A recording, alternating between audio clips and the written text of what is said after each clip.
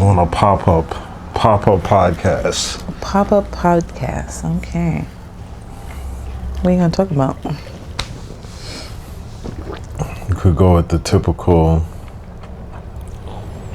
why do you think dating is so hard in 2026 compared to 2002? 2002. Or 2000 and whatever. I think it's social media, to be honest. I feel like a lot of people feel like they have options all the time. The options. We had less options back then. Yeah, and you weren't always available. Not available, but now everyone has ways to get to you. Like, oh, he's here. He's on Instagram. He's on Threads. He's on this. Yeah. They can contact you a lot more. So that's where the option aspect comes in. Drake could DM my girlfriend. Yeah. Also, Yeah. And works she will both leave ways. you. Yeah. And she will leave. It's easy access. It's more temptation, easier access to people, and the illusion of options. Yes, I will say that for I'm glad you said illusion of options. the illusion of options. I mean, Because it us is men an got it illusion. good out here in New York. There's too many women What in you New mean? York. It's just too many women. New York is not a place to like look for love. I'm not saying you can't find love in New York, but I feel like New York is a playground for most men that halfway charming that make a But decent. why should it be? Because it's just It just the shouldn't. way It it's shouldn't built. be that way. No, I don't think it's the way it's built. It shouldn't be like that, especially when there's like such an increasing number of lonely men. people. I think people are. Yeah, I'll say that increasing number of lonely people, men and women. I've seen some lonely women, especially older, solo, no husband, losing their mind and shit. But both. I mean, yeah, we're both just. I don't know. Just because you said it's the illusion of options, And and when waiting for the when perfect there one. are illusions, people become delusional. Yeah, it's an illusion because we do wait. We're trying to like look for the perfect one, and the more you date, the more you experience. With more women you experience, your taste just expands, and your expectations get greater. And yeah, and then you think that there's gonna be this one that. And it's never gonna happen. That reminds me of that. I think it was like a reel. It was a woman, and it was like different floors of different men. Like this first floor had, okay, he has a job, but he was short or something. And then the woman was like, well, I'm gonna see what's on the second floor. Yeah. And then I think that's what. So now you it's like that for acknowledge- men and women though. And you acknowledge it's on both sides. Yeah. It's an illusion on both sides. Women are trying to get that perfect one that's like great in bed, makes money, tall, 6 figures. Yeah. Even when you watch Pop the Balloon, and you know how they have like the different men and women, they come out behind the curtain, whatever, and then the men or women are lined up and they go, oh, I'm gonna wait to see what else is next. Yeah. It's the same I mean, that exact show is thing. a game for sure. I just feel like they're not even looking for real, Some are looking to, some do get married on that show. I guess. But I feel like people just trying to go viral now. Yeah, Now it's well, just yeah. like a viral mess. Now people are definitely trying to go viral, which really sucks because I know the creators of that show. Yeah. Those were never their intentions. They seem like good people. She seems like a great woman, a very rare. I don't know, she's she just married. got that energy of like a great woman. And she's married. Yeah, that dude cuffed her up quick. Yeah. And There's a he lot of seems great to be women a out great here. guy. He ain't too attractive, but she likes him, she loves him, and that's another thing too. Women like, oh, he's not my cup of tea, it's not somebody I usually date. And that's where I'm at right now. Like, I want to date somebody that I don't usually date. It's going to be a little hard, but Her personality matters more. yeah. Personality versus looks. I think wise men know, love on who love you, like who likes you.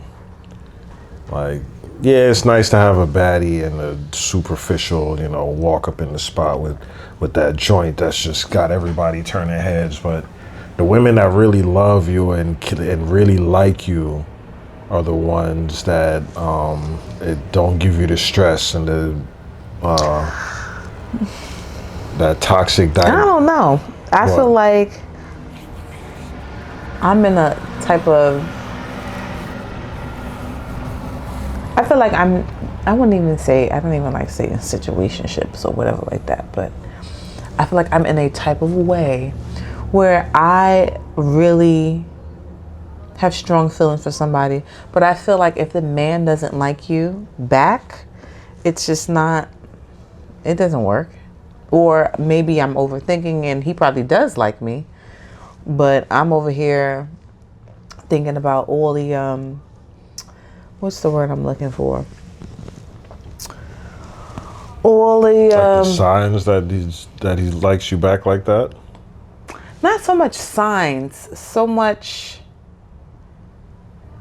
outside sources that I shouldn't be listening to, but they do affect my emotions. Like when I hear, oh, if he's not texting you every day, or he doesn't really like you, and then that gets in my head. Influence. Yes, Yeah, the outside influence. yeah. That gets in my head, and I'm like, well, he's not texting me every day. Does he like me? And now I'm overthinking about that. It's another demonic thing about social media. That's what I'm saying. You gotta Social be media, strong, like to pay attention to that, and it gets in your subconscious, and then not let it affect you. You gotta really like do double work, because it's entertaining. It's entertaining to be in the know and to be paying attention to that, whatever. But it's hard to not let it change you, because it's foolishness also. Yeah. I feel like I just want to get rid of it, but it's like it has become addictive, and I don't even have an addictive personality, but just having connections. I think maybe connections is my. And then seeing what's going on. I'll be having it just addiction. to see what's going on, like what's the next event happening and where people going to be at. It's a double-edged sword. Yeah. For social media. But definitely, like, the outside influences do affect my relationships that I have in the dating world, because I'm overthinking all the time. I mean, I guess that's a two-way street too. Love on who love you back. Gotta like it gotta be. It don't gotta be tit for tat. It don't gotta be tit for tat every single aspect. It's like whatever, but gotta fulfilling each other. And if it ain't that, shit. You know what? Danny came. You know how it is, the love language, right? So Danny, me and her were talking about it. This is a while ago. She said they should add reciprocity as a love language. But so it's like, do it gotta be exactly reciprocity? Like, yeah, he gives you head, you gotta give him head, like right away. Like, it's not just like that. Oh, I can't even just get head and just chill. Like, I gotta give it. Like, not that instant reciprocity. Not like. That's what I mean. Other ways of like you enjoy something else that like he could do.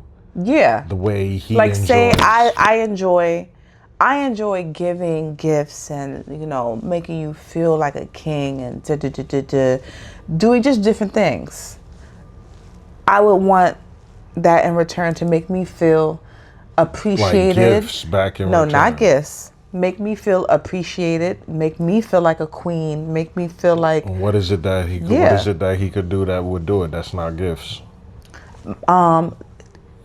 What you can do is go into another love language of mine. Is give me affirmations. Because that's what I need in order to fulfill the duties that I do for him, Like, make me feel appreciated. Be like, you know what, you look good today. You're beautiful. You're wonderful. I'm so glad you're in my life. I need you. But, stuff like that. That makes me feel wanted or needed in a way. Yeah, no, I get that. Yeah. I feel like most people want some sort of affirmation. I think they're important. I really do think they're important. Because it's like it's like you opening the door for somebody and they just walk through and don't even say thank you. Yeah. It's just like that. And you like, the fuck? You didn't even acknowledge that I even opened the door for you. You didn't even say thank you and nothing. I lost a great eater because she didn't feel like I reciprocated, and it was quite traumatizing losing an eater. I heard you made a song about it. I made a couple songs about it. I'm telling you, it should be added. It's been years, but it's like I just asked, what is it that I can do to reciprocate? And that's when you're vocal and you communicate that. Like, what do you... And I probably feel like what she wanted, I just wasn't willing. It's just like, okay, I'm not trying to do that, but just take these dinners instead and, take these dates. And like, I'm courting you and I'm still doing this and I'm still doing that. But she didn't want that. She wanted what she wanted and I wasn't delivering it. And she wanted the intimacy portion. She's like, peace, I'm out of here. And intimacy isn't always just about sex. It's about, I feel like intimacy for me is like deep communication. You asking me about my wants and needs and I'm asking you about yours, and if we're coming together and actually making it happen. Yeah. I feel like that's intimacy for me. Like, yeah. You go, this really makes me mad. This pisses me off. And I'm listening to you. And I know not to do that, or because I don't want to piss you off, or, things like that. Listening, communication. Especially if key. it's not too many asks. Some people just be ODing with just every little thing. Can you not do this? But if it's just like little things, a few things, I feel like a handful of things that your partner wants you to adjust and pay attention to, I think that's reasonable. And it's not going to be perfect, especially if all other things are great. But yeah, we get cool, we take people for granted, and then we end up missing people. And we're like, damn, I never thought. I remember when I had you. I remember when it was just like a snap of the fingers, and and then you lose them. Thank you. And then you start thinking about, damn, if I would have just let that if I would have just fulfilled what she wanted. In hindsight, I'm like, I'll give you whatever you want. Just please eat me again. But when you look back at it, you realize it wasn't that big of an ask. It probably wasn't. Probably was not. I was probably feeling myself. When you're just on a high, you're on a high horse, and you're like, yeah, I got you. I'm good. You know what I mean? And you like taking people for granted. Yeah. Don't take people for granted. But also too, it's just like being realistic. I knew realistically I probably wasn't trying to give her what she wanted, so I'm not gonna lead you on. Also, I think that's also in my head, like, so and everything's meant to be. And also that too, do you feel like, I feel like men nowadays, they don't want to commit. Because of the options, because of what you just said, like, well, I'm feeling myself, she's going to always be around, taking somebody for granted. Yeah. It's all of it. And it's also not wanting to make the wrong decision. Not wanting to make the wrong decision. Yeah, being attached to the wrong person can shave years off your life. Yes, it can. So the fear of, especially me as a Capricorn, I'm like, Capricorn, we are definitely like perfectionists. I do not want to make the wrong choice and then be like, feel stupid afterwards. So any chick that's ever been cuffed by me, I've really thought and double thought. But why not feel stupid? Why not? What's wrong with it? Keep feeling stupid after and just. I think as I get older, I don't care as much, and I also look at relationships different. It's like I don't have to say you're my boyfriend, girlfriend. So I mean, once we're dealing with each other for 5-6 months, we're in a relationship. We're consistently seeing each other. We're going on dates. We're having unprotected sex. We are in a relationship. It's just Exactly. Whether you know, it has to be like a title and be like, you know, that's my man, whatever. But, yeah, that's how I see shit nowadays. Everything is a relationship. Everything. You have a job relationship with your coworkers. You have a relationship with your friends. Everything is a relationship. But that, I don't know what's with that word relationship with men. It makes them feel like I'm locked down now. No. Because we feel like we got to be monogamous and only be with But you. if the person that you're in this relationship with knows that you're not monogamous, knows that you are, you know, seeing other people, what is the problem? That's how I feel it is, you know, especially now. What is the problem with me saying we're in a relationship? Nah, for me now, I don't have a problem saying that, especially if it's just like I'm accepted fully as like who I am and, you know, what I believe in. Yeah, for sure. Mm-hmm. You know, but it's still new for me. This chapter of being forthright, polyamorous, non-monogamous, and like telling all of my partners, like being upfront. This is like, I want to say 3 years in the making of like. Wow. I feel like my first time really like just being upfront with the woman instead of, you know, waiting or something. Practicing being upfront. And that's important. Yeah. But sometimes, all right, as a woman right here, you have women that,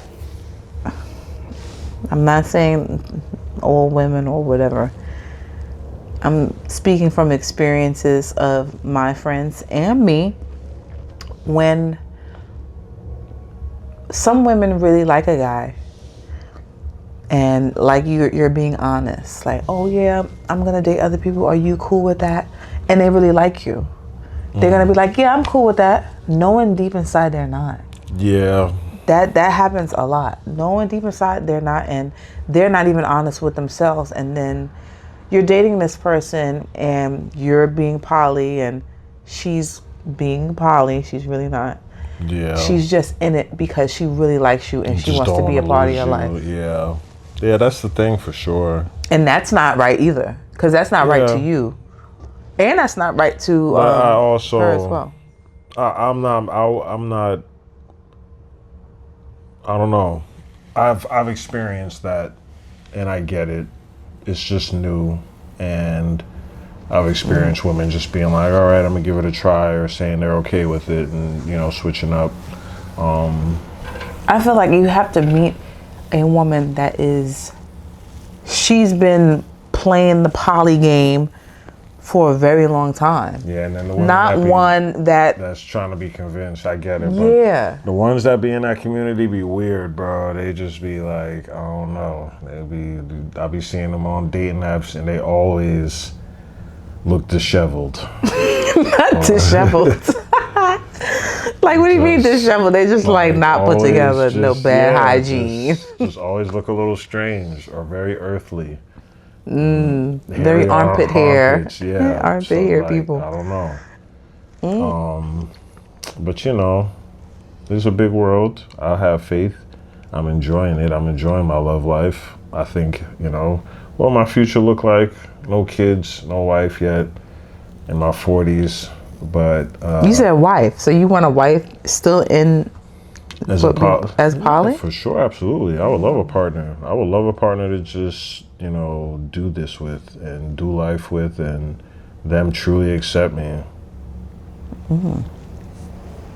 Yeah. So, yeah, I wonder sometimes what the future will look like. But hey, if it even looks like this, I'm okay. I'm not okay with this. It's a yeah. You know, like, this is a man's world. I want to be married because I feel like I'm certified lover girl, very certified.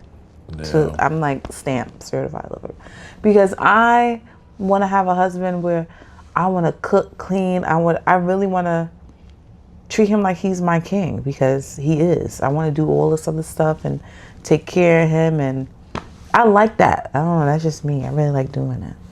Yeah, I could tell. Yeah. Just gotta do it for the right one. I know, and that's probably I feel like that's my problem, but I still think I have overthinking issues. Yeah. I have overthinking issues where, like, I can tell my friends this is what's going on, and they're like, oh, maybe he's not the right one. But then again, they don't even know I've been overthinking this.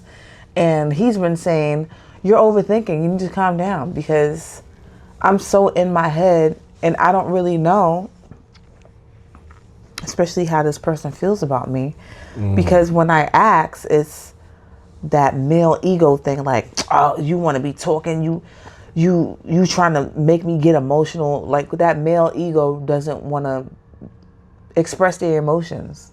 That's what I don't know, that's what a few men, a few men don't really like expressing their emotions, because they see it as weak. I'd say some to most. I'd say, yeah, most of us are taught to not express that. Expressing ourselves is weak. Society teaches us to be that way. So no one cares when we do express ourselves. People use it against us. I've told a woman my trauma, and the first moment she threw it right back in my face. And that's why people like Shaq say, never tell a woman your problems, And I'm like, I'm not one that's gonna say never again, but be cautious. You have to be really cautious, because everybody ain't gonna be kind, and that's why we just end up being quiet.